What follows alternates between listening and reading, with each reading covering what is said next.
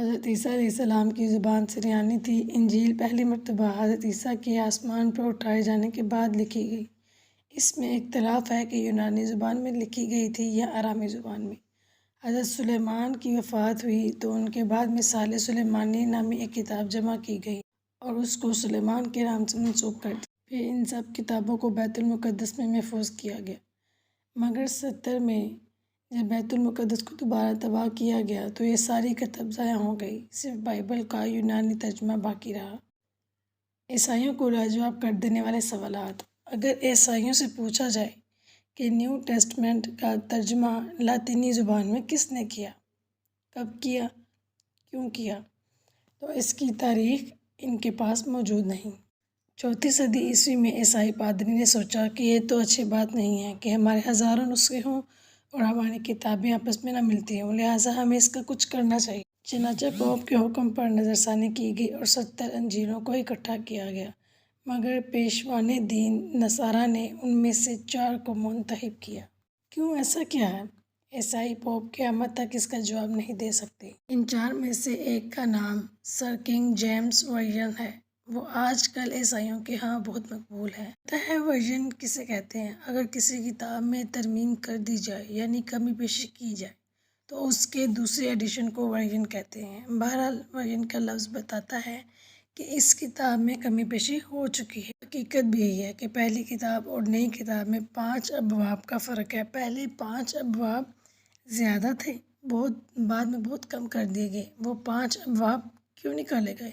اس کا جواب آج تک عیسائی دنیا کے پاس کوئی نہیں ہے۔ سویڈن میں ایک عیسائی لڑکی سے مکالمہ ہوا تو فقیر نے ایک مرتبہ سویڈن کے ایک کالج میں اسلام کے عنوان پر لیکچر دیتے ہوئے کہا کہ قرآن دنیا کی واحد کتاب ہے جو آج تک اصلی حالت میں موجود ہے۔ ایک عیسائی لڑکی نے سوال کیا کہ کیا ہمارے پاس اصلی کتاب نہیں؟ فقیر نے پوچھا، یہ بتائیں کہ حضرت عیسیٰ علیہ السلام پر انجیل کس زبان میں نازل ہوئی تھی؟ کہنے لگی سریانی زبان میں۔ میں نے پوچھا آج کس زبان میں ہے؟ کہنے لگی انگریزی زبان میں۔ فقیر نے کہا معلوم ہوا کہ جس زبان میں نازل ہوئی تھی آج اس زبان میں انجیل آپ کے پاس موجود نہیں ہے۔ وہ لڑکی کہنے لگی ہاں میں تسلیم کرتی ہوں کہ ہمارے پاس اس کا انگریزی ترجمہ ہے۔ فقیر نے کہا اس کو آپ خدا کا کلام نہیں کہہ سکتے۔ اس نے ساری کلاس کے سامنے تسلیم کیا کہ واقعی اصل انجیل اس وقت موجود نہیں۔ تو پھر انجیل کا ترجمہ کیسے کیا گیا؟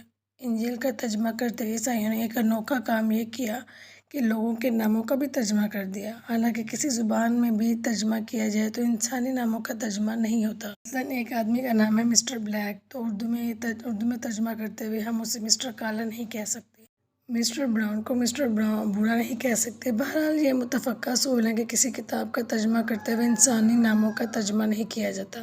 نبی اکرم صلی اللہ علیہ وسلم کا نام نامی اسم گرامی انجیل میں موجود تھا، احمد صلی اللہ علیہ وسلم کے نام سے۔ احمد کا لفظی ترجمہ ہے سب سے زیادہ تعریف کرنے والا، چنانچہ عیسائیوں نے اس کا ترجمہ کر دیا دی پریزڈ ون۔ اب اگر کوئی پریزڈ ون کا لفظ کہے تو سننے والا آدمی ہرگز نہیں سمجھ سکتا کہ ہم کس کی بات کر رہے ہیں۔ اگر احمد صلی اللہ علیہ وسلم کے لفظ سے بات کریں تو ہر بندہ سمجھ جائے گا کہ احمد صلی اللہ علیہ وسلم سے مراد اللہ کے پیغمبر کا نام ہے۔ عیسائیوں نے کتاب کا ترجمہ کرتے ہوئے نہ صرف ناموں کا ترجمہ کیا بلکہ ناموں کو بدل کر رکھ دیا۔ مثلاً ان کے پیغمبر کا نام عیسیٰ تھا، اس کو انہوں نے عیس بنایا، پھر حسب عادت شروع میں جے کا حرف شامل کر دیا اور جیسس بنا دیا۔